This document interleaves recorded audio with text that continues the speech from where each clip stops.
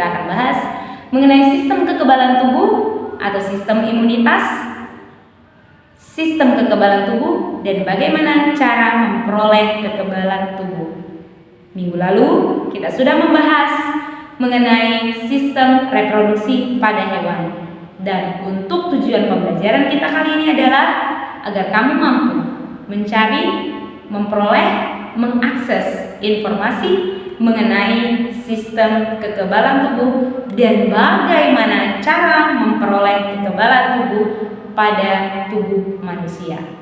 Berikut penjelasannya. Materi terakhir kita mengenai sistem imunitas manusia atau sistem kekebalan tubuh pada manusia. Sistem imun adalah suatu sistem dalam tubuh yang terdiri dari sel-sel serta produk zat-zat yang dihasilkan yang bekerja sama secara kolektif dan terkoordinir untuk melawan benda asing seperti kuman-kuman penyakit atau racunnya yang masuk ke dalam tubuh.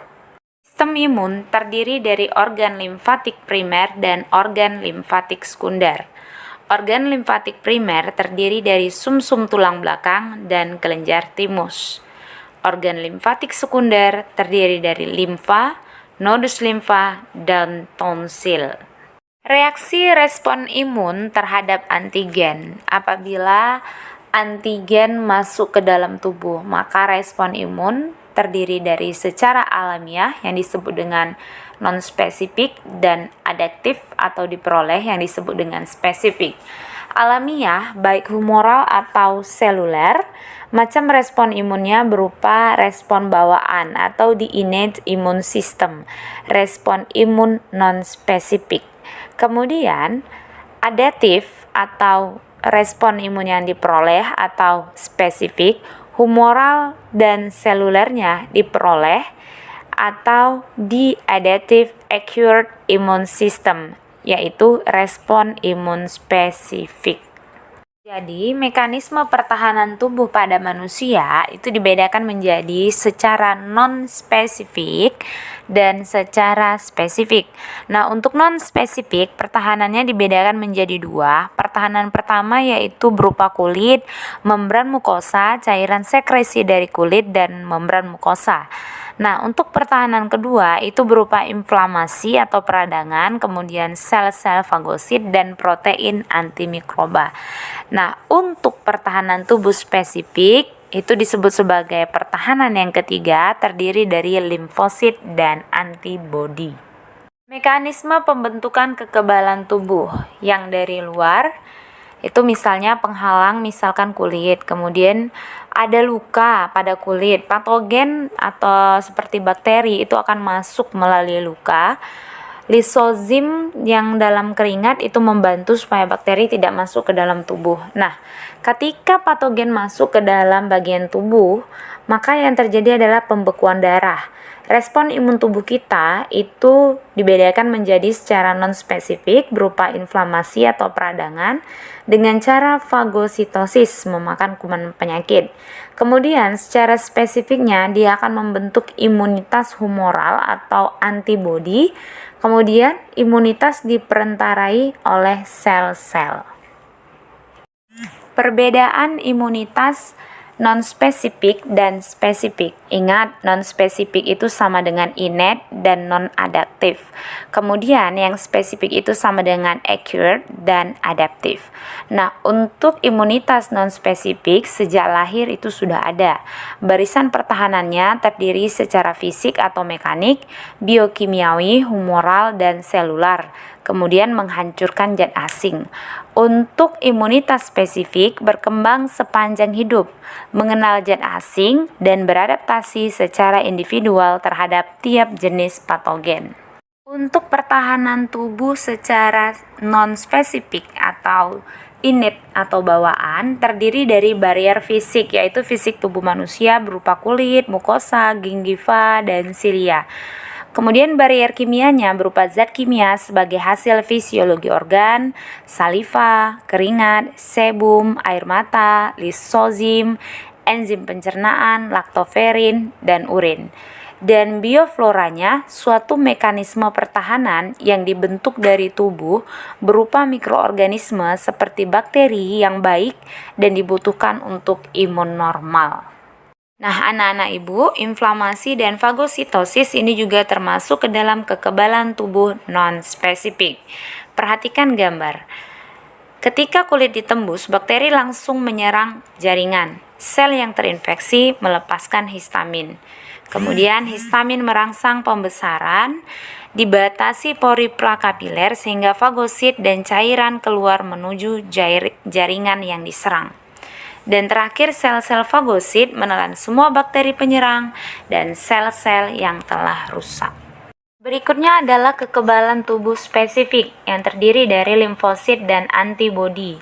Nah, limfosit dibedakan menjadi limfosit B atau sel B dan limfosit T atau sel T. Sel B pembentukan dan pematangan di sumsum tulang. Sel T pembentukan di sumsum tulang, pematangan terjadi di kelenjar timus. Untuk limfosit B atau sel B terdiri dari sel B plasma memproduksi antibodi, sel B pembelah memproduksi limfosit B dalam jumlah banyak dan cepat, sel B memori menyimpan atau mengingat jenis antigen yang pernah masuk ke dalam tubuh. Nah, untuk limfosit T terdiri dari sel T pembantu atau helper, mengatur sistem imun, mengontrol kualitas sistem imun. Sel T pembunuh atau killer atau NK atau sitotoksik, menyerang sel yang terserang oleh patogen. Dan sel T supresor itu menurunkan atau menghentikan respon imun jika infeksi berhasil diatasi. Perhatikan gambar berikut ini adalah respon imun spesifik. Sel B menemukan antigen dan menangkap. Sel B menunggu aktivasi dari sel T helper. Kemudian sel B mengaktifasi sel plasma dan sel memori. Berikutnya, sel plasma memproduksi antibodi untuk menyerang antigen. Sel antibodi memfagosit antigen dan sel memori mengingat terus apabila ada antigen yang sama. Kekebalan spesifik itu dibedakan menjadi imunitas humoral atau limfosit B tadi dan imunitas selular atau limfosit T. Nah, tadi kita sudah membedakan antara limfosit B dan limfosit T. Berikut ini tabel perbedaan limfosit B dan limfosit T. Yang paling penting adalah bahwa limfosit B itu berperan dalam imunitas humoral, sementara limfosit T berperan dalam imunitas selular. Selanjutnya kita akan membahas mengenai antibodi. Ini masih termasuk imunitas spesifik. Nah, molekul antibodi namanya imunoglobulin atau disingkat dengan IG. Dibentuk oleh sel plasma dari limfosit B.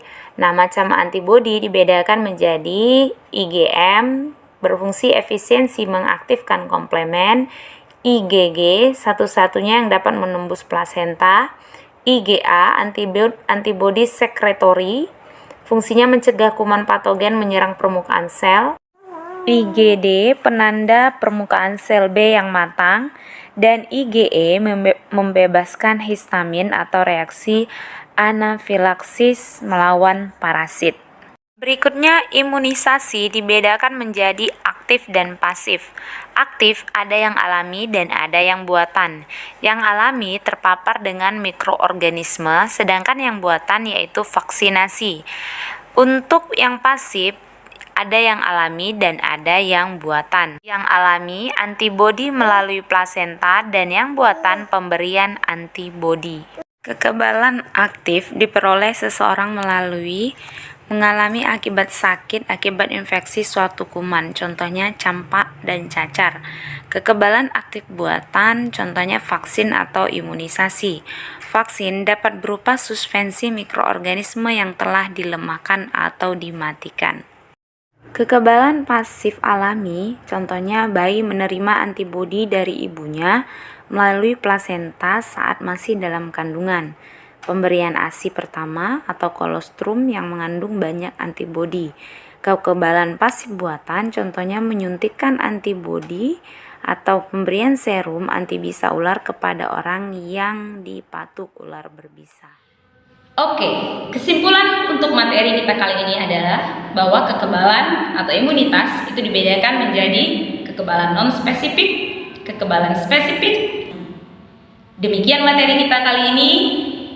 Dan untuk selanjutnya, persiapkan dirimu untuk menghadapi ujian semester 2. Materi dimulai dari sistem pernafasan sampai sistem kekebalan tubuh, kuasai. Dibaca kembali catatan yang sudah kamu kerjakan berdasarkan video pembelajaran yang ada di semester 2 ini. Tetap semangat. Ingat pesan ibu, gunakan masker, cuci tangan, jaga jarak, dan salam literasi.